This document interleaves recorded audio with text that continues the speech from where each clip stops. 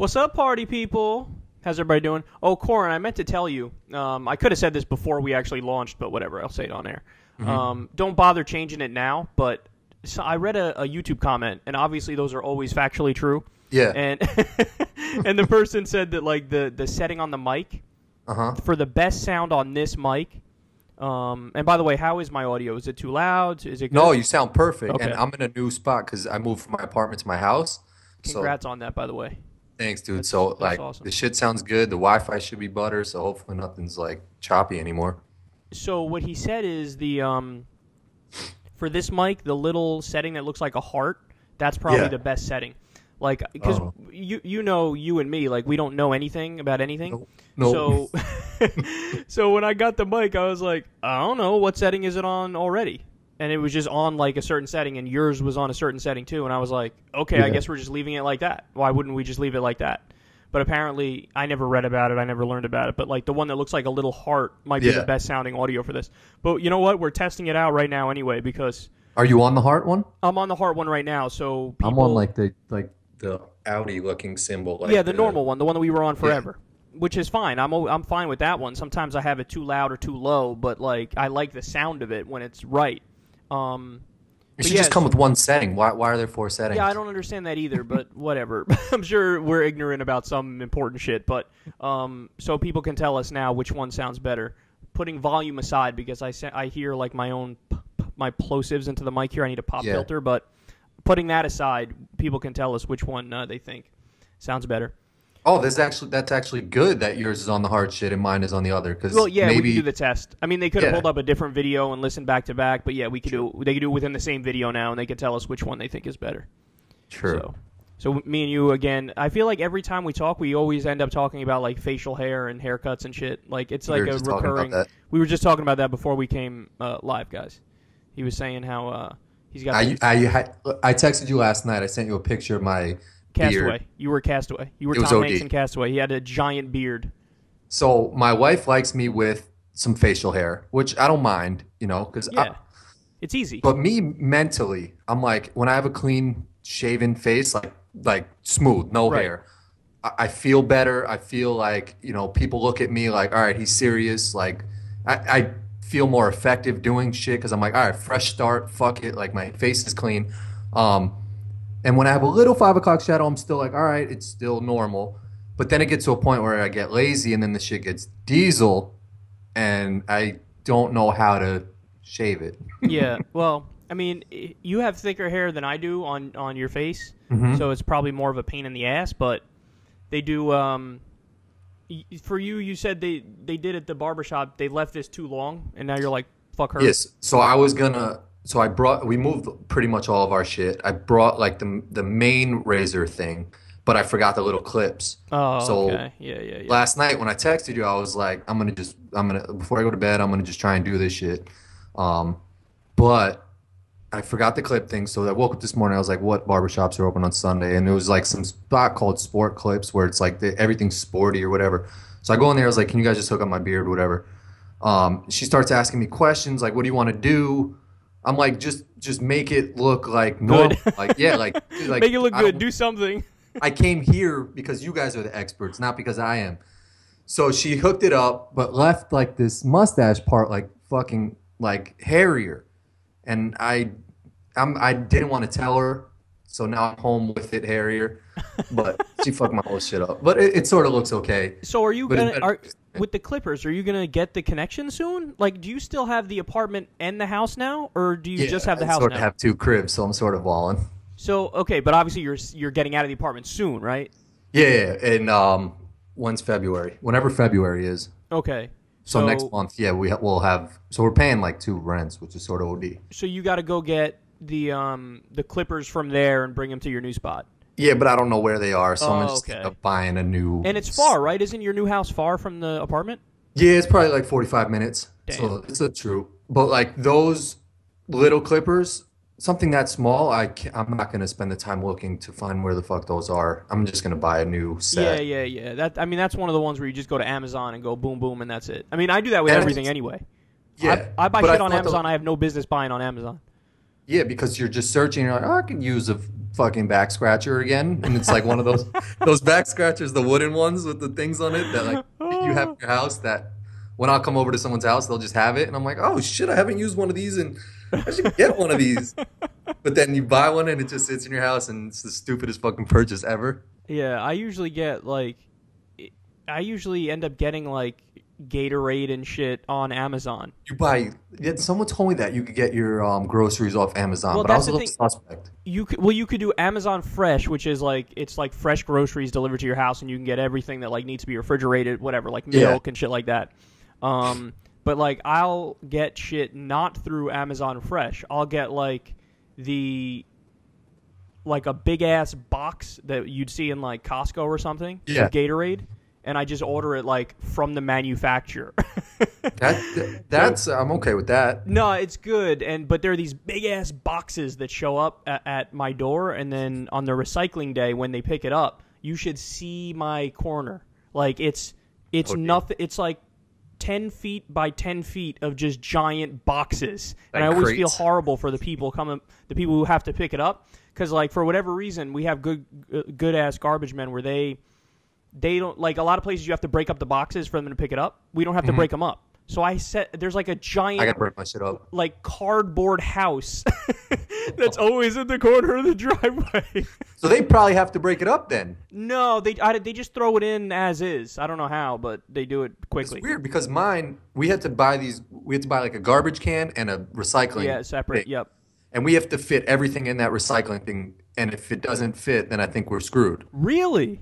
Yeah, like I can't just put an absurd amount of boxes outside. If it has to fit in that box. See, this is why I tipped them real well on Christmas, because I literally build like giant cardboard houses, and then they pull up and they're like, all right, I guess we got to take it. Yeah, for my shit they charge us, like it has to fit in this small ass thing, and we've had so many boxes. Yeah, we just moved. Yeah, and I'm like slicing things in corners. Yeah. That makes sucks, absolutely man. no sense. You definitely would have like paid a shitload of money to have the convenience of what I have. Yeah. Like to just be able to throw the box out there. Like 100%. I'm not kidding. Boxes that are super duper duper big, I just throw out there.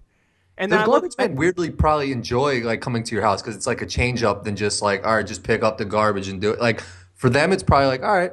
Like, this switches up our routine. Like, I feel like an asshole, but then I look to my left and I look to my right, and I see my neighbors doing the same shit, and I'm like, oh, really? Oh, like, it's not just me. Like, one of my neighbors, there's, like, a lot of young people that live there, and I think there's a bunch of people living there. So, like, I look, and they have, like, 4 different bins all filled with bottles and shit, and then they have cardboard boxes next to those bins. It's, like, a long-ass line of shit. And I'm like, oh, I think I'm bad, but, like, I look around, and everybody's doing the same shit, so I don't feel all that bad at the end of it. Isn't it always interesting? When I would like grow up, because I first grew up in an apartment, then I moved to a house. But when I moved to the house, I would always leave for school and see people's garbage and just be curious to see your neighbor, and they'd have like some cereal that like is like Lucky Charms, and they'd be like an old couple, and be like, oh, eat that shit. Like, that's pretty cool. And you learn new things about your neighbors because you see like their garbage. Yeah, no, I never did that. You never saw, like, I would look at people's garbage and be like, okay, like that's pretty funky. I didn't realize that he ate that. It's actually true though that like you could learn a decent amount from looking in somebody's garbage. Like that sounds gross, but I think you probably don't know much. I don't know if you see your neighbor's garbage and you don't know the guy and you see like some Corona bottles and some Bud Light, you'd be like, oh shit. Yeah, like, you could like cool. if somebody commits a crime and then the officers get a warrant, one of the things they'll do is they'll go through the garbage. Because really? Yeah, because who knows if they're suspected for a drug crime or something? You could find needles or some shit in there. Like you said, you could see Corona bottles. Not that that's a crime, obviously, but there's like you can learn a decent amount about people through, which is why like with DNA evidence and stuff, like you know how like that came about not that long ago. Actually, when you think about it in the grand scheme of things, it's like they're now able to piece together shit that back in the day, like they never thought it through like that. Like, you know, like the idea of like, oh, you left a fingerprint at the crime scene. Could you imagine trying to solve a crime in like the year 17? The only person who could do it was like Sherlock Holmes. It would just be like mob rule probably. Everybody be like, I don't know, I think he did it. And then everybody's like, kill him. That's it, just kill him. It's like, oh, and then you realize like, oh, that's why we kind of need like a system set up where you got to like you're innocent until proven guilty. Because, like, with the Salem witch trials and shit, people just be like, oh, that person's a witch. And everybody be like, yeah, I bet that's true. Let's kill him. Like, what are you saying? Like, you can't do that. That's fucking crazy. I think John killed him. Be like, all right, we got to kill John now. John's got to go, obviously. Speaking of people being killed, so since the last time, isn't this crazy? Since the last time we did a Kyle and Corin, I watched all of The Sopranos. You finished the whole shit? I finished the whole shit. Now, I mean, it's been like 3 you. weeks since we did this, though. Like 3 or maybe even 4 weeks since we did a Still, Kyle I and feel like Corin. it takes people years. Like Sopranos is one of those that even people who are trying to finish it are like, I still haven't finished it. No, it was Diesel, but we had there was the little, I had like a little bit of a holiday break there. Mm-hmm. So I had enough time where like there were some days where I just straight binge watched the entire day. And then even like when I was still doing the show at the end of a long day, I'd go, you know what, I'm just going to watch one episode real quick, and then that would turn into 3 or 4 episodes. You know? Was it smooth? Was it like one of those shows that it was like, I got to watch the next one? So for the first, I ran into this with Breaking Bad a little bit too. Like Breaking Bad, it took me maybe 2 seasons to get into. Mm-hmm. Where like other people, I know they were hooked like immediately and from the first season. For me, it took me like 2 seasons before I was like, okay, I really got to watch the next one because I really love this. Mm-hmm. With Sopranos, it was probably even a little longer than that. It was probably really? 3 seasons before I was like, okay, I really got to watch this. But what's funny is, so Breaking Bad, we spoke about that last time. I have that in my, the top of the top, one of the best shows I've ever seen. I thought it was great. And now it's like a fine wine because the more I think back on it, the more it ages in my mind, the better it is. The more I'm like, oh, that was a great experience watching that show. For The Sopranos, it's a similar kind of thing. Like, at first I thought, Like, if you asked me during the first season, the second season, or even parts of the third season, I'd be like, it's okay. Like, it's okay, but I don't know what everybody's talking about where they act like it's one of the best shows ever. Mm-hmm. By the 4th, 5th, and 6th season, it was really good. I was hooked. Started getting hot. Did you ever watch it or no? I have not, but I watched like the last scene of the last episode. Yeah, it's fun. Okay, so I actually wanted to talk about exactly this. So for people who want to see it and haven't seen it, I'm going to say right now, spoiler alert, but I think everybody kind of knows what happened because there was a big scandal over it when it happened. I think it aired in like 2007 or something, the final episode. And what happened is, again, spoiler alert for people who want to see it and they haven't seen it. But nobody's waking up like, Sopranos, what's that? Like, I know. That's what I'm saying. Like, I'm going to talk about it either way, but just want to give people a fair warning. So at the end of it, it just kind of cuts out with Tony at dinner with his family. Tony, of course, the main character, Tony Soprano, who's James Gandolfini, cuts off with him at dinner with his family, and it leaves you with a question as to whether or not he was whacked. He was killed. And doesn't he walk out of the diner or something? Isn't there a diner or some shit? Well, they're in. I don't know if it's a diner or just a restaurant, but they're in it. And no, it ends with the screen going black. Oh yeah. So, and people were mad because a lot of people wanted like closure. They wanted finality. They wanted to know, okay, what happens? Does he get away or does he get killed? Mm-hmm. And so, I actually didn't dislike the ending. I mean, I know there was this giant backlash of like, oh, it's stupid because you gotta fucking, fuck, we need to know what happened, blah, blah, blah, blah. But no, it actually kind of fit the story really well. And so just to give a little more backstory as to what happened that led to it, Tony was, towards the end of the series, Tony was in kind of like I don't know, almost like a mafia war with the New York mafia. He's like the boss of the New Jersey mafia. Mm-hmm. And they had I'm not sure if it was the same episode or the episode just before, but they had killed the boss of the New York mafia. So and Tony had gotten together with other people from the New York mafia, and they had cut a deal like, okay, we need this to end, we need the fighting to end, and this is crazy, and yada yada. So they cut a deal, and then the head of the New York mafia gets killed in a crazy scene. He's like talking to like his fucking like a family member or some shit with the kids in the back of the car, and somebody just walks up and fucking shoots him right in the head. It's crazy. Really? Yeah, it's crazy. But so the beef was squashed. And everything was taken care of with this like mafia war. And then, Tony's like back with his family, and they're back like in New Jersey doing whatever, going to eat and shit. And like my initial reaction was, I don't even think he got killed because the beef was squashed. Like the whole thing that they had been building up to for like the last 2 seasons of like, you know, this irreconcilable problem between the New York Mafia and the New Jersey Mafia. And then there was the war where a lot of like top characters got whacked in the last, like, you know, the final season, where it was amazing. Like, you were like, you found yourself attached to the characters, like, no, why did you kill him? But it looked like, because the New York mob boss was killed, like, oh, it's over. Like, But how did it get squashed by that? I feel like if their head boss man got killed, it would be like, no, that's the start of a war. Well, I don't know. I don't know if this has something to do with like the weird mafia like honor code shit or something. But like, if you decapitate the leadership, then like, you know, it's possible to have the New Jersey Mafia mesh up with the New York Mafia. Okay. Now Tony's the boss of everybody or something like that. I don't know. Okay. I'm semi making that up, semi not making that up, but. But he spoke to the person who was like the number 2 in charge of the New York Mafia, and that guy didn't like what his boss was doing by doing this war, because that guy was like stubborn and hard-headed, and he wouldn't cut a deal when Tony wanted to make a deal. And like, it was the New York Mafia guy who was like, fuck this, we're going to go and like murder all their people and murder Tony, and Tony was in hiding for a few episodes in the final season and stuff. But like, my initial reaction was, no, he's not.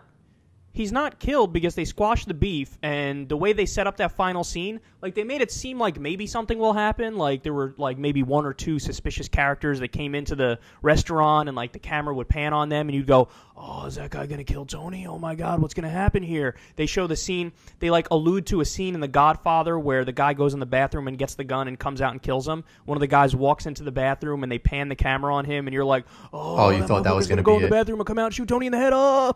And then it cuts, which they show Tony's face sitting there with his family, and then it cuts to black, and then it's over. And you're like, what the fuck? But so my initial thought was, no, he didn't die. He didn't get killed. But then I talked to my friend about it, and he said, well, no, there's a scene where he's in the boat with Steve Sharippa's character, and they talk about, oh, you probably never see it coming when it happens. Like, it just happens when you get whacked. Like, you know, I mean, that guy was talking to his kids, you said, and just came up and shot him in the head. And they're like, you know, oh, you probably never see it coming. And my friend had told me, yeah, like, so there, and one of the lines in that back and forth was, yeah, everything probably just cuts to black. And then, and again, at the final scene, it cuts to black. But so my friend told me that, but then I was like, you know what? I remember that scene, and I don't remember that line. So let me go back and listen to it. I went back and listened to it. That line wasn't in there. He didn't say everything cuts to black. There was a part where Steve Sharippa's character says to Tony, like, oh, you probably never see it coming. And Tony says something like, yeah, go ahead and ask your friend on the wall there, talking about, like, a deer fucking head on the wall. Yeah. But that line wasn't in there. And then I was thinking, well, if that line's not in there, so that's not, like, they didn't foreshadow it and hint at it in the way that he said it was, where it was, like, overt, like, oh, it's going to fade to black. Where would he get that line from? I feel like that's a very no. That's what I'm saying. So anyway, one of the reasons I'm bringing this up is maybe somebody in the audience knows, is that line somewhere in there that's not in the boat scene? Because if that line's in there somewhere, then yeah, I'm willing to say he got killed. But if that line's not in there, I kind of lean towards my theory, which is he didn't get killed because he squashed the beef with New York, so there was nobody left to whack him. You know what I'm saying? Like, yeah. But the other thing is, and this is another reason why the show was so great, is that Tony was, like, he's a legit bad guy in the show. Like, he murders his own nephew, who was, like, one of his top guys, because his nephew was, like, high on heroin, and they crashed the car, and, you know, like, if the cops come and they find out that this guy was high when he crashed, they might do an investigation further into him and expose the mob. And the whole thing. So he ends up killing his nephew. I mean, they kill so many. He killed one of his best friends in, like, one of the first few seasons, because his friend was, like, an informant with the FBI, but even though his friend was, like, kind of giving the FBI the runaround and, like, not telling them good shit, like, that they could use against Tony in court, you know what I mean? But, like, they killed him anyway because that's the code and shit. Yeah. So Tony was a legit bad guy.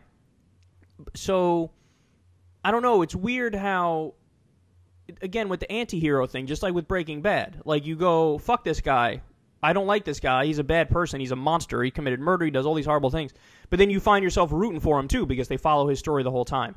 And, I was going to link that to something else I was saying, but I totally blanked on what it was.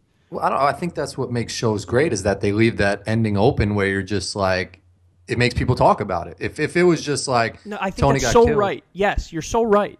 It would be like, okay, Tony got killed, that's it. You know, that's the ending of the story. But that's like, what people wanted. Like, people wanted I want the closure. Like, Breaking Bad ended with him dying, but it was good for other reasons. That, you know, like, that it was Jesse okay that he died. Yeah. But with Tony's character, yeah, I don't know. I like the way that ended, because I think Well, spoiler alert: he dies in Italy eating too much shrimp scampi. Literally, James Gandolfini does. Yeah, yeah. So I don't know. I liked it. I like the idea. Like, there's a lot more depth of character when you have a guy who's like the leading man, who's not that stereotypical like awesome. Like when you look at the Jason Bourne series, where actually no, he kills people too. So maybe that's. Well, he's a scary looking guy. You're saying like just a guy No, you I'm wouldn't saying like a think Steven is, like, Seagal character where it's like, okay. he's so pure good and like everything. He's like a nice guy who's got a love interest and he's fighting for justice. And with Tony, he's just like a bad guy who you come to follow and like you get invested in his story even though you know he's a bad person. Mm-hmm. Like and throughout the series he's in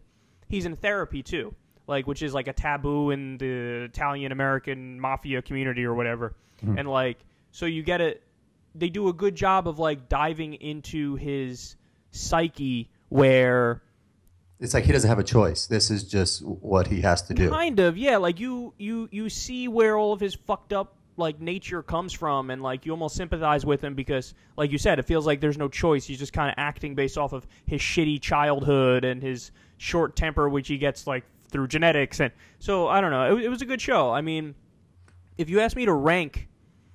It's hard, man. I mean, I still think I got to put Breaking Bad at number 1 as of right now. Mm-hmm. First of all, before Breaking Bad and Sopranos, I would have had like The Walking Dead at number 1. Really? The Walking Dead I love. Now, I actually agree with you that this most recent season, and I've spoken to people who really disagree with us on this, but this most recent season, I feel like it's gone slow, and I feel like Negan's a little bit of a tired character, and so I agree with you on that. But everything before then, I mean, damn, I really think they nailed it and hit it out of the park. From The Governor to everything. So I had The Walking Dead at number 1, but then with Breaking Bad, I think Breaking Bad hops that, and that's at number 1. And then now with Sopranos, unless The Walking Dead pulls off an amazing ending, I put Sopranos in front of The Walking Dead and go Breaking Bad, Sopranos, Walking Dead. And by the way, I got a list here of shows I have to watch. Mm-hmm. I think I'll read them for everybody, too, because I'm curious to see how many of them you saw. Or, how many of them you've seen. I haven't watched much. Yeah, I haven't either. I'm just curious. Do you think, I mean, you're a strong, like-minded person, and the outside shit doesn't affect you, but do you think the outside, like, talk about it and it's the greatest show ever, like, affected you? Because I know with a lot of people... For Breaking Bad or no? For Sopranos. For Sopranos? No, and it's funny you ask that because I have the exact opposite reaction. Oh, really? Like, yeah, so my friend Bobby once told me about The Departed. You know Bobby. He once spoke up The Departed a lot, and he was like, "It's the best movie ever, best movie ever, best movie ever, best movie ever, best movie ever, best movie ever." Mm-hmm. And like by with the point you just made, what would happen with a lot of people is they'd watch it, and because he said it and because everybody else said it was such a great movie, they go, "Oh yeah, that was a great movie. That was a great movie." With me, it was the opposite. So he said that so much that he hyped it up so much that when I saw it and it was just like average, I was like, "That movie sucked." Mm-hmm. So it's like the opposite with me. So with Sopranos, and everybody like, "Oh, it's great, it's great, it's great, it's great, it's great." It like the opposite. So you even start with like a lower bar. You're like, I want this shit to suck, so I can be like, well, the opposite was supposed to happen in my mind. Like, oh, everybody said it was great, they hyped it up, and then I was like, oh, it sucked. But no, I liked it even with the hype, so it was a pretty good show. I guess my contrarian nature still kicked in with the ending, though. Mm-hmm. Like the ending, everybody's like, the ending was the problem, and I was like, no, I think it fit perfectly with the arc of the story and everything. Mm-hmm. So no, I don't think it affected me. I think I'm able to.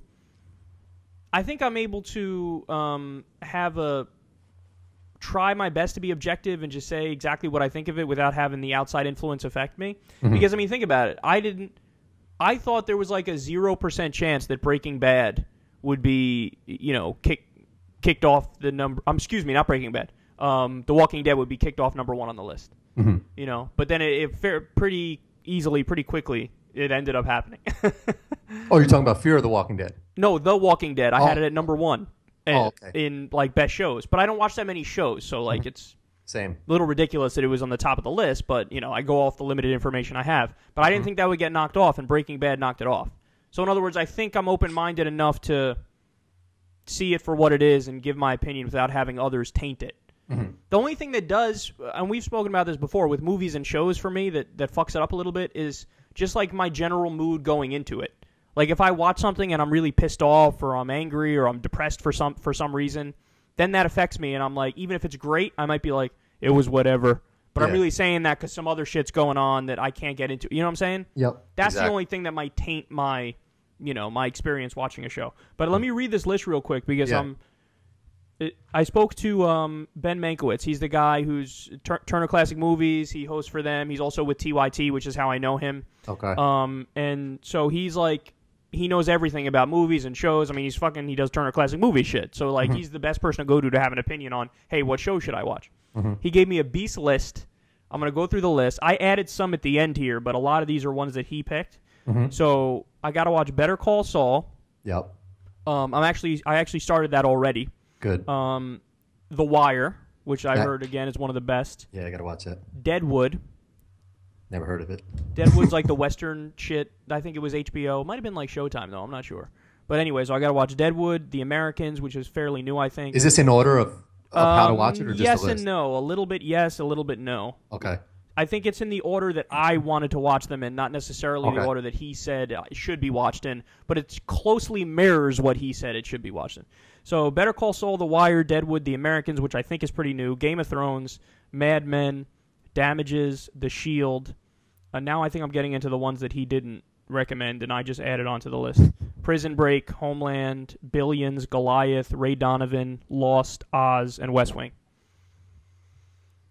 Do you know like 80% of them or no? I don't. I mean, I've heard of them. Some of them I don't even know. I never heard. Some of them I'm just like the West Wing. I've heard of it. Yeah, and West everybody's Wing. talked about it. I tack that on for myself because I'm a political junkie. Yeah, and I know it's politics, you know. But like outside of that, like I'm not expecting much of it. In fact, I remember like being a little annoyed by the format of it, where they'd always walk. And they'd be talking fast as they walk in the White House. I'm like, that's 90% of the show is these guys talking as the camera fucking zooms out and they follow them. You know what I'm saying? I feel like there's a one House of Cards would be good for you. I feel like everyone loves that shit. Did I not put that here? And Kevin Spacey he's a good actor. All right, I'll add that to the list here. Yeah, that's another reason why I wanted to bring this up for you is that I wanted to see if you had anything to add. Well, I mean, I know I don't know much about House of Cards. I know a lot of people love it. But I think he's just like a over the top like dude. Yeah, like a fucking sick, twisted Machiavellian motherfucker. So I saw a couple of tweets was just like House of Cards has to go to the extreme now, but it's like they can't because Trump is their like House of Cards guy. So it's like their show is sort of just like it's now moot because we have the real fucking danger in there. Yeah, it's like we don't need Hollywood acting anymore. Our actual president is just fucked hard. Yeah. Speaking of, you said House of Cards, that reminded me. I always liked the show House. The show House with Hugh Laurie. He's the doctor, the like crazy doctor. Oh yes, you did. I remember you watching that show. I heard that got good. Dexter, I heard got good reviews. Did I have that on the list? I heard good things about that too. There's too much shit. I know there's too much just shit. watched But you know Wahlburgers, Walking Dead. And I never fucking I never watched them. I never was interested in like watching good shows. And now I'm like, I should probably fucking do that. I should do that. So I want to like catch up with that. And then forget it. If you try to go down the other path, which is trying to watch the best movies, because I don't watch a lot of movies either. Yeah. So if I try to go down that path of like watching the best movies, oh shit, we're talking about something that I won't be done for fucking 15 years trying to catch up on all this shit that I wasn't paying attention to. I was listening. So another thing that I've gotten really into is like podcasts.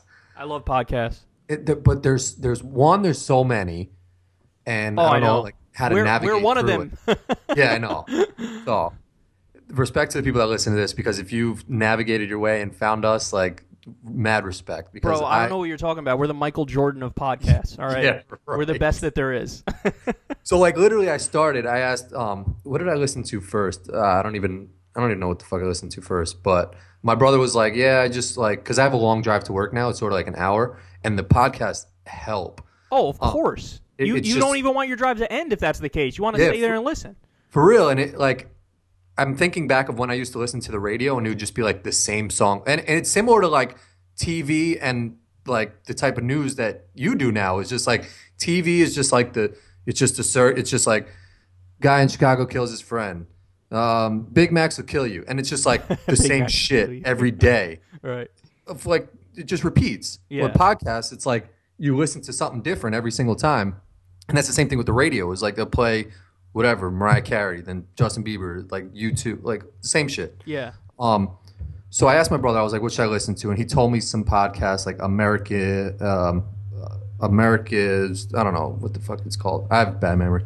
Dan Carlin? No. Is that no. Dan Carlin's thing? No. No, I can't. I can't even think of the name of it. Hardcore But History is that. Never mind. I thought America might have been in the title, but it's not.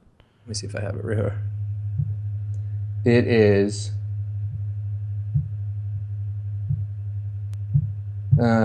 This American Life, and it talks about like just. Oh, is that like NPR or something? Yeah, it's similar to that, and they just do like stories on people's lives and stuff like that. And Yeah, I it's was good, like, right?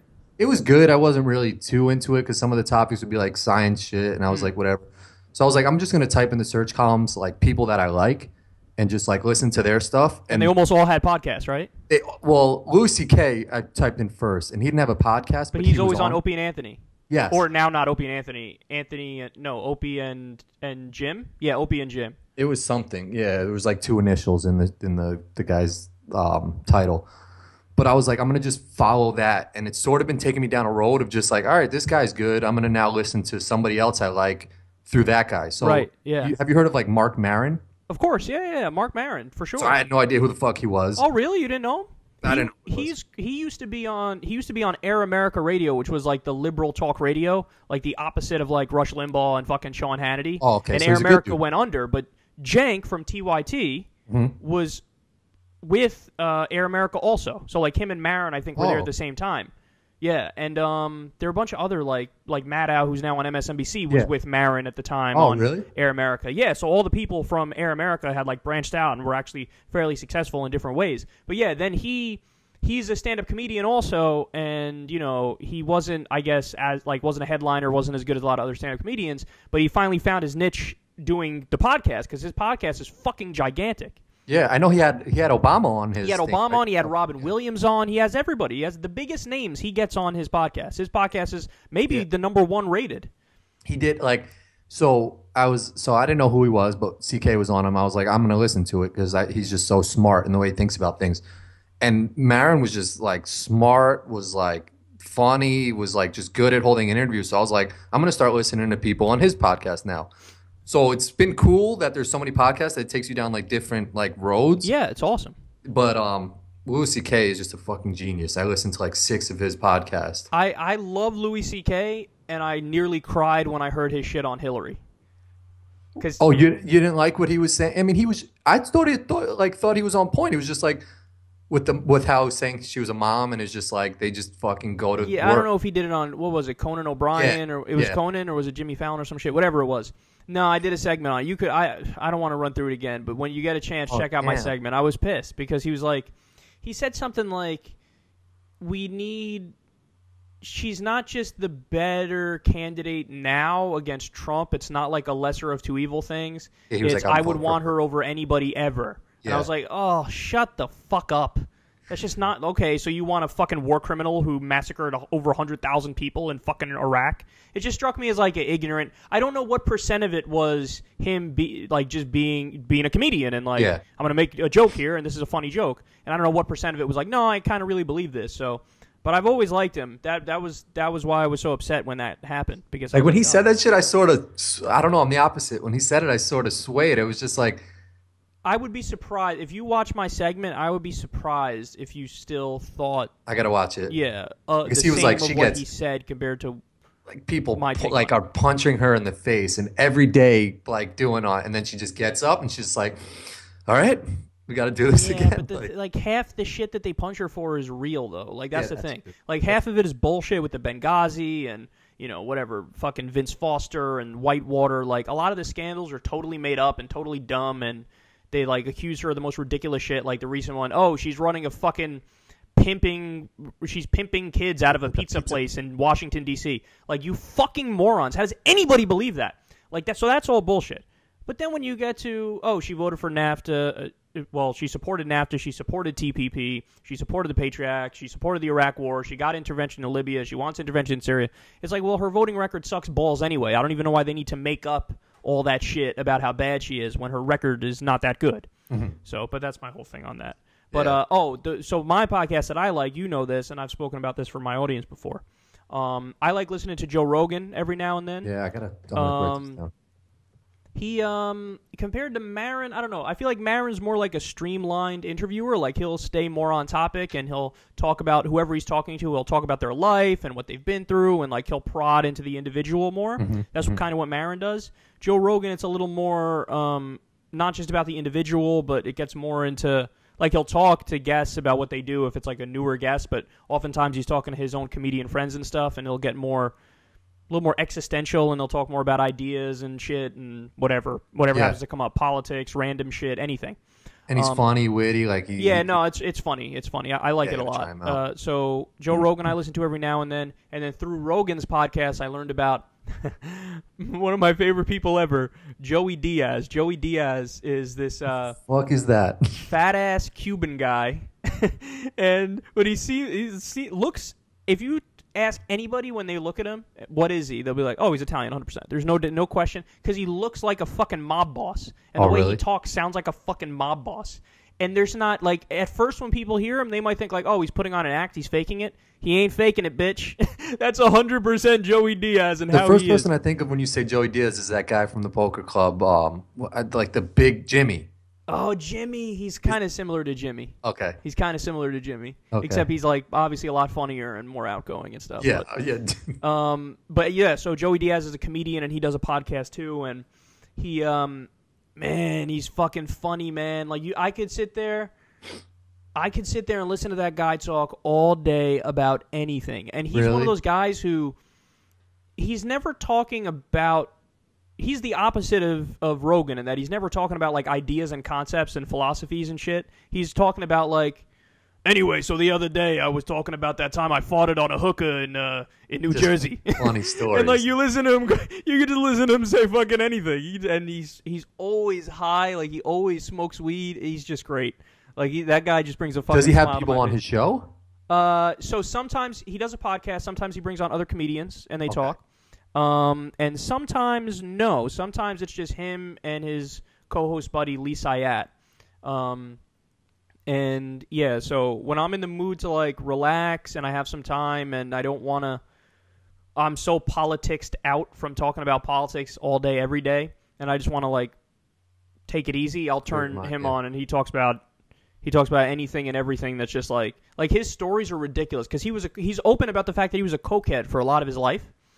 And man, some of his stories will have you on the edge of your seat. Like he talks about how he knew he had to stop because he felt like a sharp like tingle in his spine or something at the end of the night. Like he would do coke all night and then feel it, and he was like fucking over 400 pounds, just a gigantic balloon walking around. And he sounds like he needs like a reality TV show. Would be like awesome. Yeah, he except I wouldn't want it. I don't know if he'd be good at it because he's so real that like he would, like on reality TV they'll probably try to get you in a certain circumstances. Yeah, filter it He'd out. be like, fuck that cocksucker. I'm interesting enough as is. Yeah. So yeah, no, his podcast is just perfect. So I listen to them. Is there anybody else I listen to?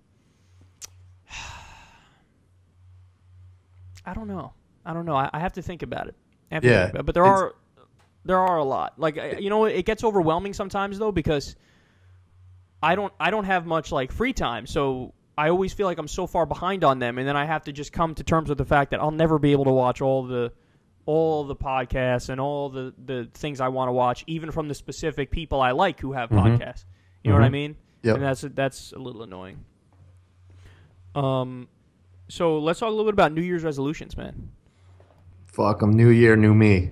So, like, if you had asked me 4 years ago, I probably would have hit you with, like, a cynical response. Like, oh, yeah, New Year, is that what you're going to do? You're going to fucking, guess what? It's arbitrary. Like, whatever. It's just a day. It's just another day. So, whatever, bro. If you don't make a New Year's resolution, there's nothing to break. You know what I'm saying? Like, so I would hit you with a cynical.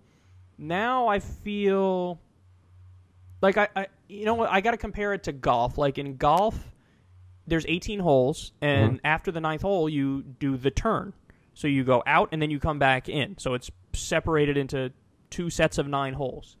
And it's true that there is something about the fresh start and the way you keep score in golf is like, for the first 9 holes, what did you shoot? Oh, okay, you shot 38 for the first 9 holes. Okay, now it's the second 9, and then you're going to tell me what you shot at the end of that, and then you're going to put the score together. So, like, it's separated to make it very clear that it's broken up into 9 and 9. you know?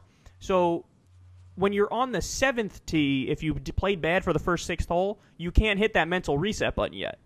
You can't hit it because you're like, okay, but no, I got to go 7, 8, 9. I got 3 more holes before I can hit the mental reset button. But then when you get to that 9th tee, you go, okay, now I'm going to have a good back 9. So there is it's all psychological shit. Yeah. Exactly. It's something weird about psychology where you can't escape that. You know what I'm saying? Like, it's the same thing with, this is a random connection to make also, but my closets in my bedroom have mirrors on them. And even though I know that the mirrors make it look bigger in the room, and the room is not as big as I feel like it is because of the mirrors, my brain still can't click with that. So in other words, the room feels bigger than it is because the mirrors are there, even though I know it's an optical illusion. You know what I'm saying? So anyway, that's a weird way of me saying that mental reset that people do on January 1st and the new year, I get it, and I actually think it's a good thing. Because everybody fucks up, and everybody fucks up super duper often.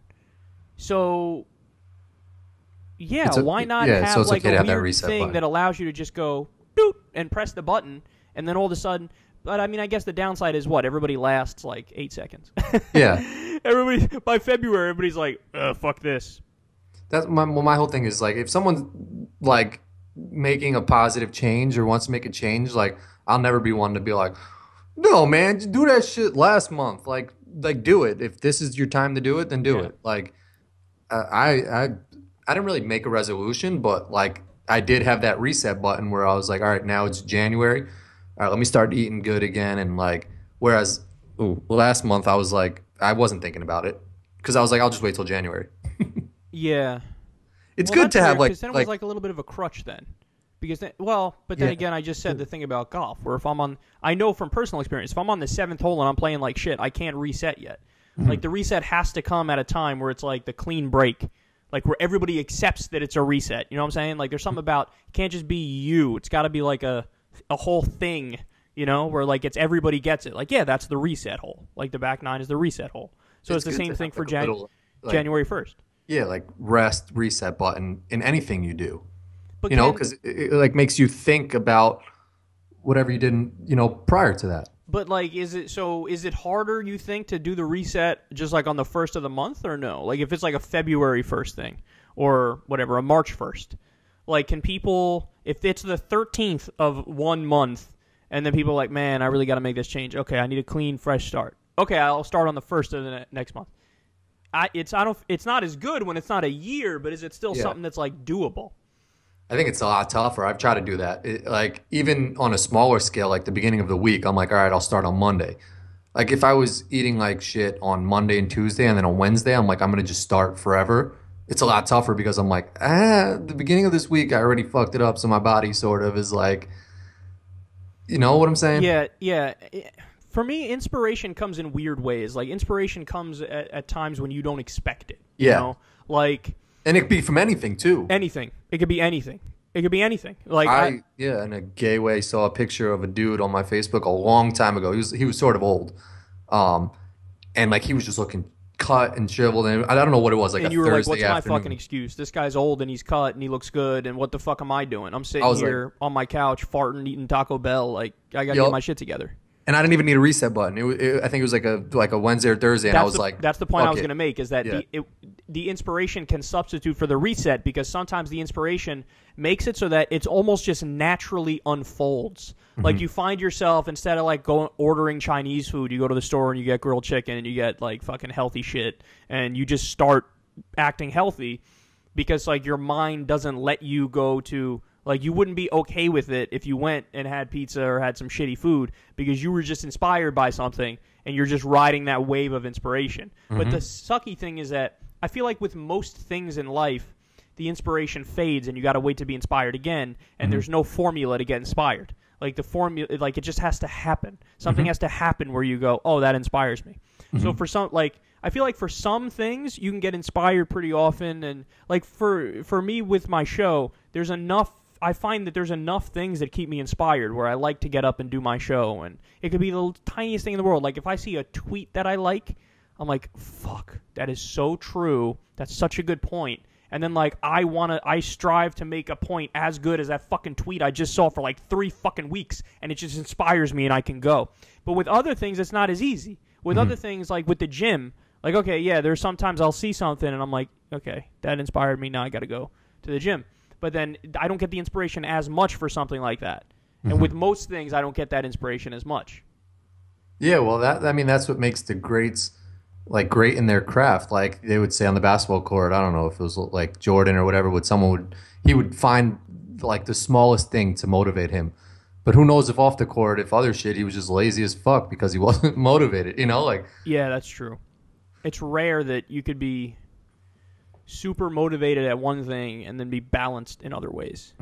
It also depends on what your like goal is too. Like if someone's setting a New Year's resolution to be a good person, it's almost like it's just like a stupid fucking resolution, because you should just be a good person. There's things that are like natural inside of you that you should. You'd have to be a special kind of fucked up to want to set a resolution to be a better person, because then it's people like do that. I feel like if there was a top 5 list of like resolutions, like 1 would be get back in the gym, get on shape. 2 would be like be a nicer human being. Like give more to charity. Be a and shit nicer like human being. You don't think that's a common? I mean, it might be, but I just think it. I don't know. I just feel like being a good person is like you just don't be a dick. Like it's just this mindset of I'm not going to be an asshole to people. Kind of. But I feel like if you ask people, they'd be like, "Yeah, my resolution was just to be a nicer person." By the way, it just hit me right now that I'm a terrible person. Because the way I frame that, like, being a good person is just don't be a dick to people. All I do is be a dick to people. That's literally my life, is just dick. No, but you're dicks to people that are dicks. Like, you're not dick to someone who's nice. Like, I'm a dick to the dicks, but what? So what? My dick is better than their dicks? Yeah, I mean, my dickishness is better than their dickishness because they were a dick first. I don't know. I don't know if I buy that logic though. Whatever. No, I mean, I've come to terms with the fact that I'm a bad person. Let's just ride it out. It's okay. Yeah, all right, that's fine. Because the person on the other end of that dickishness is probably like, I'm a nice person, he's a dick. And you're trying to think that you're the nice person, but he's the dick. You know what I'm saying? Yeah, like you both have the opposite thing going on. You're both dicks. Somebody's being a dick to me, and then I'm a dick back to them. Like I mean, I guess I like to think of it as like righteous indignation and like, oh yes, I'm crusading for justice. But at the end of the day, I'm just being a dick. I'm just being a dick back to the dick. Yeah, but that doesn't necessarily make you a bad person because you're being a dick about something. Well, yeah, it depends on your definition. Wrong. It depends on your definition of good person. By the definition I just used of like being a good person is defined as not being a dick. By that definition, I'm a bad person. But if you're saying, the definition of a bad person is somebody who like intentionally tries to harm people, I don't do that. I'm not intentionally trying to harm anyone. Like no one's like, hey Kyle, how's your day? And you're like, fuck you. Like that, then you'd be a dick. Of course. And I'm not, and I don't wish, even on people who I despise, I genuinely don't wish bad on them. Like I'm going to be a dick to you if you say something dumb and you come after me. I'm going to be an asshole to you. That's what's going to happen. But I don't, like, I would never, like, I don't want your fucking family to get hurt or like, you to lose your job. Like, I would never in a million years. If somebody was an asshole to me in a really, really, really bad way, and I had the ability to, like, get them fired by telling their employer, hey, this is what this person did. You cool with that? I wouldn't tell them because I don't want that person fired. Just 'cause, you know what I'm saying? Like, so I don't want material harm on anybody, even my worst enemies. So you don't believe in that concept? Like, I was with you in a time where someone, like, you remember the dude who, like was speeding up, crashed into the back of your car, and then just like sped away. Ugh. One, it felt like we were in like a fucking Clint Eastwood. Like, I know. What was I thinking? I chased that motherfucker. You chased after him, and he was like swerving, so like the dust couldn't show his license plate. I feel like. Yeah. He sort of was gangster. He pulled off to the side like he was gonna get out of his car, and then like when you slowed up, just dipset. Man, and that's not that's happened to me a bunch of times where I got rear-ended like that. It happened like the next week after, I feel like, because you were like, "Yeah, I got my bumper fixed," and then it just genuinely, like everybody listening now is gonna go, "Oh yeah, I'm sure it wasn't it was the other guy's fault, Kyle." No, literally, like Corin was 100%. There for one of them. I could vouch. So what happened is we were leaving Card Place and we pulled up to a red light, and I looked in my rearview mirror and this dude is barreling down, and I'm thinking it was like 1 a.m, like and I'm thinking like there's. Like, I'm looking at it, I'm like, this guy's not going to stop, and I don't have enough time to pull out of the way. And then as soon as boom, son, did I say something right before it happened or no? I think I looked in the mirror too, and I was just like, "Yo, he's not slowing down." And then there was no time for us to not. Yeah. So anything. he rear-ended it, and then he pulled alongside me, and then he just dipped to the left and just was going speeding. And I was like, "Fuck this!" Your it was a red natural light. instincts I took a left on red, and I booked it. But that dude was out, man. He was in like a 90-something, 98, 99, like fucking SUV or some shit, right? Yeah. And he booked it. Was it an SUV?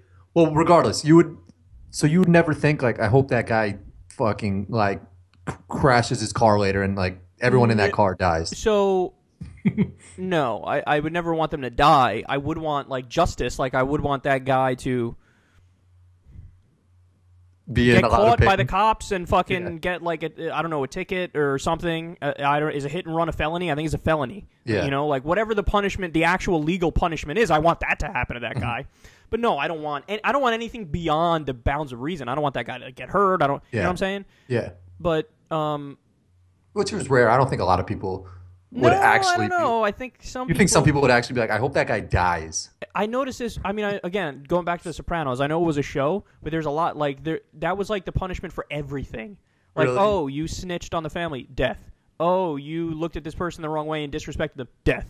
Like, and I think that impulse is something that a lot of people have. Mm-hmm. Like, I don't know if you ask them and they stop and think about it, if they'd say like, well, that's just my impulse and my impulse is wrong. I feel like a lot of people might be like, yeah, no, I genuinely don't care if that person dies. You know? Yeah. It's weird that our natural impulse is automatically just like severe, like, you know, just like, well, you're really pissed off. Because we're animals, dude. That's what, like, we're animals. Like, you know, it's the same with a million things. We have that animal reaction. You know, like if you see somebody talking to your significant other who's attractive and from the opposite sex, you're gonna, the monkey brain takes over. You're like, yeah, like, what's going on here? Mm-hmm. That's mine. You know that's mine, right? You know that's I staked a claim on that bitch. What are you doing? What are you doing? What are you doing? What are you doing? What are you doing? What are you doing? Like that happens. Mm-hmm. It's part of human nature. I mean, we fuck and we shit. Case closed. Like that's super duper like reptilian brain fucking animalistic shit. You know?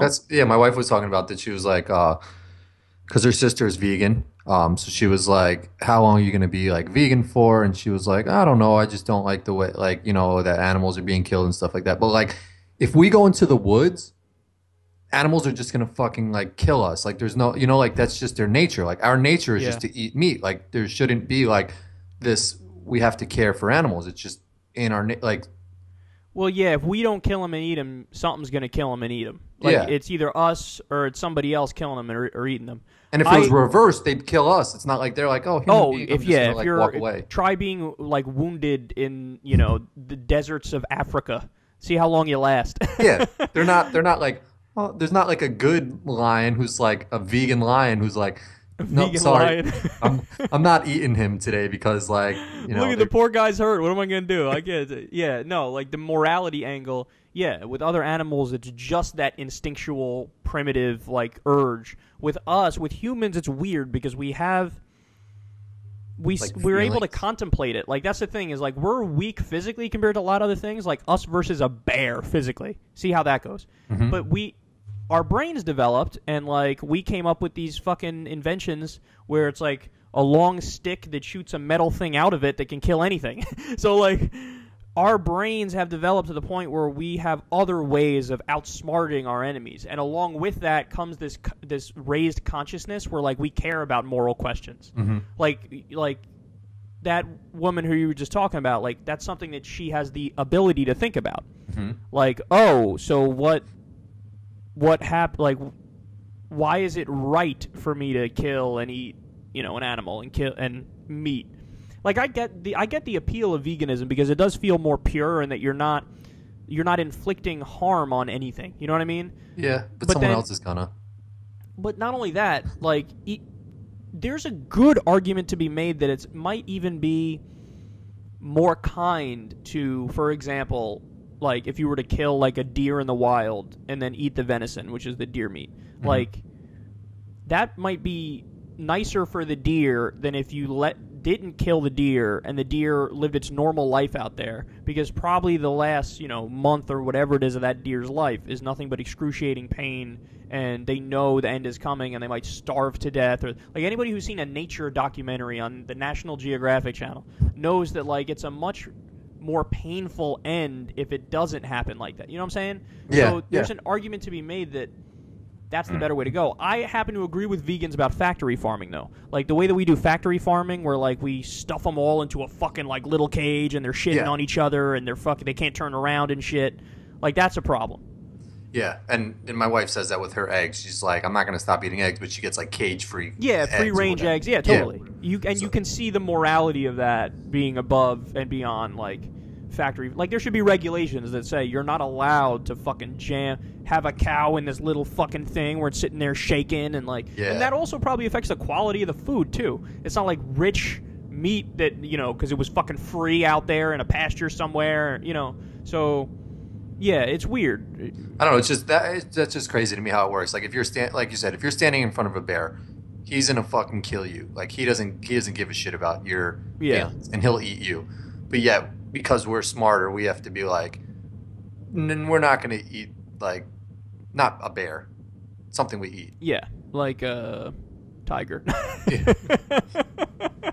Or like I don't know, a fucking bull or some shit. Like, what do we eat? What has meat? Cows, pigs. Hog will kill you. A hog will kill you. A full-grown hog, if you fall into, like, a hog pit, those motherfuckers will eat you and stomp on you. Yeah. So, like, if you're face-to-face with a hog, he'll kill you. But you're supposed to be above. You're supposed to be the bigger person in a battle between an animal.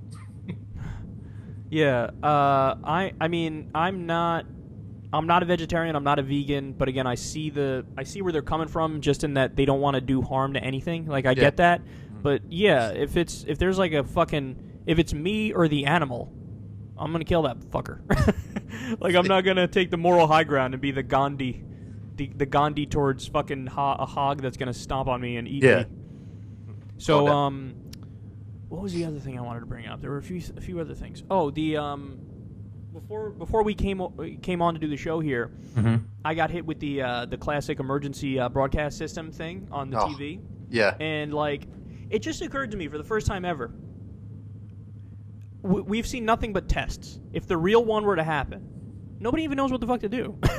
Like, you'd see it, and then you go, damn, all right, so this is real, huh? And then what are you even supposed to do? Like, that's my point. Is nobody what do you? Oh shit! Does that mean like everybody get into your car and fucking head to the Canadian border? What does that mean? Like, I mean, maybe I guess they give you instructions or some shit, but like, even if they say like, there's a nuke in the air and you need to hide now. It's like, none of us know where the fuck to hide. I don't have a bunker. Yeah. What do I have? I got a bunker underground. I could stay there to wait out nuclear winter. Like, that's like fire drill test or whatever we used to do in school. Like, we knew what to do, but if an actual fire is hitting, we're just gonna automatically just run out of the fucking building. Yeah. Could you imagine? Oh man, this is a fucking dark thought. It just occurred to me when you brought up fires. Like, being in a plane that's going down and it's going down. Like, because think about how many times that's happened in history.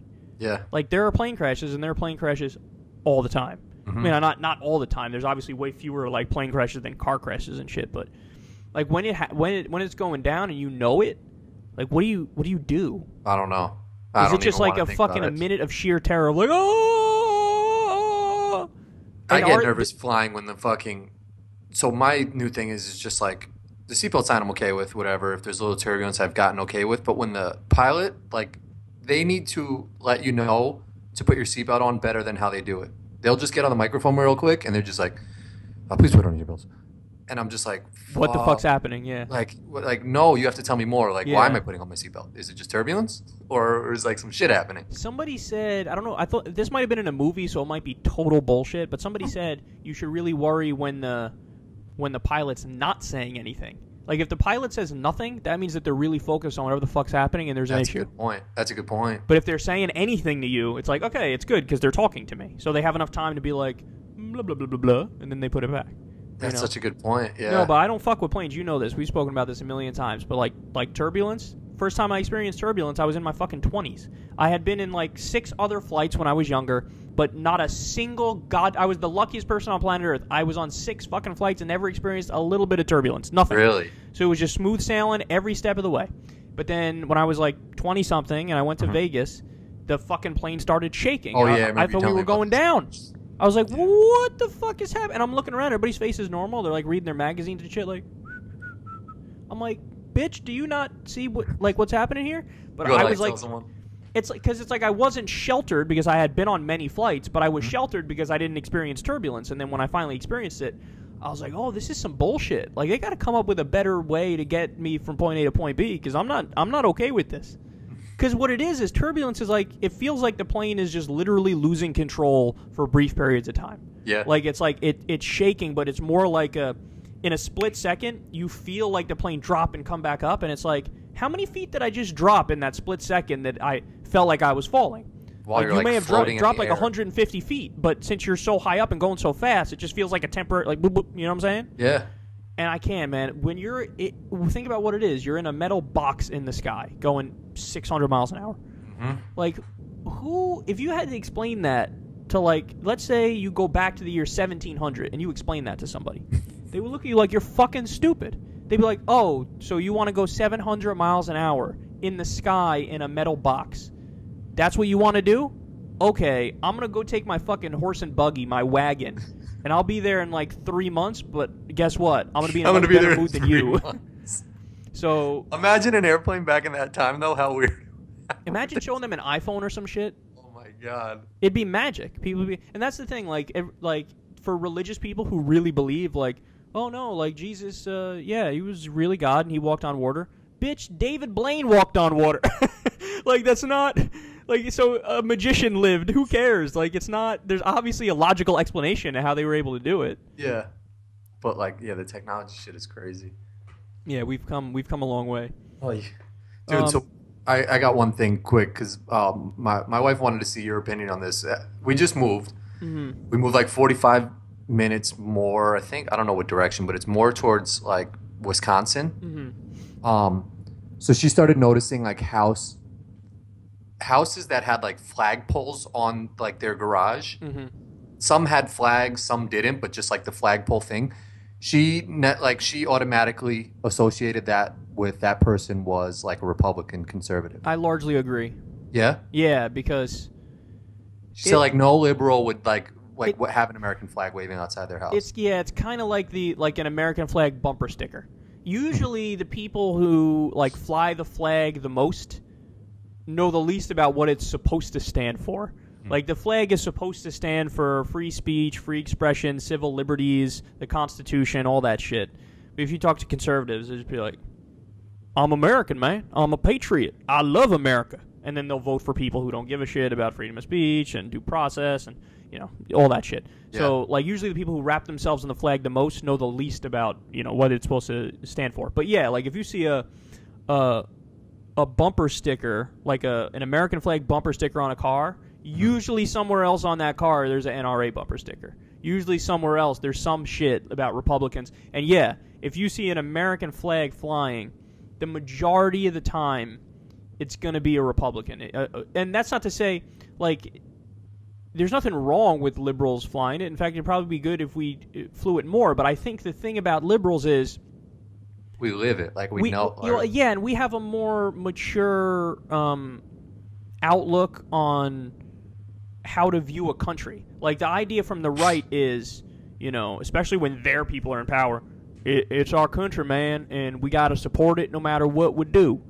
But liberals are, you know, more think like, well, no, because I love the country, I'm going to critique it when it's wrong and try to fix it, because dissent is the highest form of patriotism. So that's like if you're a parent and your kid is fucking doing crystal meth and sucking dicks behind a dumpster, behind a Denny's, like, the right-wing mindset, the way they treat America, the country, if they treated their kids the same way, they'd say, what do you mean? They did nothing wrong, so they do a little crystal meth, suck a little dick. What are you going to do? I mean, that's, you love it or leave it, right? This is how you love and support a country. And liberals are like, well, no, since we love the kid, since we love the country, okay, what we got to do is we got to try. Let's go into rehab. Let's pay for a psychiatrist or a psychologist and try to figure out what's going wrong here and try to make it better and ameliorate the situation. And so it's like a more adult view of to love your country doesn't mean, hey, now I'm suddenly in favor of the fact that we killed over 1 million civilians in Vietnam. Like, I love my country so much that I'm happy that we killed over 100,000 civilians in Iraq and we invaded a country that didn't fucking attack us. And no, to love your country is to say, we shouldn't have done that. Let's try to fix that situation. Let's try to not do it again because we're trying to form a more perfect union. On the right, they think like the flag and the symbolism is like, it's already perfect. It's already, no matter what we do, it's good because we're us. It's like a very tribalistic view of the world. So I think she's mostly right. If we had to look at percentages of it, probably 80% of the people who are flying that flag are more Republican. Do you think there's a difference if it's a lesser known, like it's something that's like hated against, like if someone was flying the gay flag or something like that? Because then there's a lot of pride too. You know what I'm saying? No, say that again. I'm sorry, I didn't get it. If they're flying, like if it's if they have a lot of pride flying the flag, like a gay flag or something like that, because they're like whatever LGBT. They're in the community. Because they're discriminated against and stuff like that. So that's a good point. That's a good question. I think that there is a difference because the difference is an oppressed, marginalized community versus the majority. So, like, if you were to have in Germany today marches where people are flying German flags like a motherfucker and talk about German pride, German pride, German pride, German pride, everybody would go, okay, like, what's happening here? What's up? What's going on? But if you were to have, like the Armenian community or the Kurdish community in Turkey wave the Kurdish flag and say Kurdish pride, or whatever, or Armenian pride, or whatever the fuck, people would go, oh, well, that makes sense because they're a minority community that's historically been discriminated against. If there's a Jewish pride thing in Germany, you go, that makes sense. You guys were fucking massacred. Like, but if you have, like in Turkey, if you have Turkish pride and like people waving the flags and marching down the street, they're the majority, and usually that's linked to this kind of overt nationalism where it doesn't just mean, hey, we want equal rights for us. It means we want to be on top of the pecking order and we want to suppress other people and oppress other people. Whereas usually when you see like LGBT flag, they're not the overwhelming majority of the time. They don't mean it as a sign of supremacy. They don't mean it as a sign of like, we think we're better than you and we want to outlaw straight marriage and only allow gay marriage. They mean like we want to be equal and we want to have rights too. You know what I'm saying? Where if you had somebody for whatever reason, if there was like a straight pride fucking flag, what would that person say? That person wouldn't say, hey, we want everything to be equal and we want gays to have the right to marry too. They would say, we want to have the right to marry and we want to take away the rights of gays to marry. You know what I'm saying? Yeah. So it's the difference of who's the majority and who's an oppressed minority. And it's the difference of what are they actually calling for in their ideology. If they're calling for supremacy and inequality, well, then, of course, we should be against it. But if they're standing up for an oppressed community for equality and solidarity, well, then, of course, you stand on their side. You see what I'm saying? Yeah, that's why, like, if I drive by a house and I see, like, a huge American flag, all this shit, and I'm just like, fuck that dude. Like, I get it. We're America. Nice. Okay, that's cool. Like, just be an American. But then I'll drive by the next house and there's a gay flag outside or something like that, or LGBT, whatever flag it is. I'd be like, all right, respect. Like, like that's, that person. Exactly. See, that's because you already have, like, you've already internalized the argument I just made. Yeah. You already get to some degree that if you see a white pride fucking flag, you go, oh, shit, that motherfucker's, like, in the KKK or he's a neo-Nazi or something. But if you see a black pride flag, you might go, oh, well, maybe he just means like Malcolm X, Martin Luther King Jr., civil rights movement, we've been oppressed and we're fighting back to make it equal. Yeah. So, and don't get me wrong, like there are instances where it's possible that the minority groups does want to flip the oppression, and they do want to, like there are some people who, like black nationalists or something. Like, yeah, no, like, seriously, fuck all white people and, like, we're better. And, like, okay, well, then we'll go, okay, we don't agree with you. But if you just mean the black pride flag and, like, this typical, like, well, let's make everything equal and, let's fight back against the oppression. Well, then I get it, and then I'm totally with it. So, yeah, most of the time, there's a reason for that, that feeling that you have where it's like, if it's the American flag, we get it, you're the majority, you're not oppressed. Because oftentimes that's what it's used for. People will wave the flag or, parrot the fact that they're the majority, and then that's always followed by, well, let's expel the minorities. Let's do something. Let's kick them out of the country, or in the worst cases in history, do a genocide or put them in camps or whatever. So, yeah, no, there is a difference there for sure. Yeah, that's crazy how that parallel, how it's the same thing but different. Yeah, definitely. So I know you got stuff to do. You got to go do 83 different basketball games now. Yeah, I got a bunch of basketball games today. So we'll cut it off a little early today, but it was fun as always, and we're back next week, right? Yes, sir. Okay, awesome. All right, guys, love everybody, and suck my balls.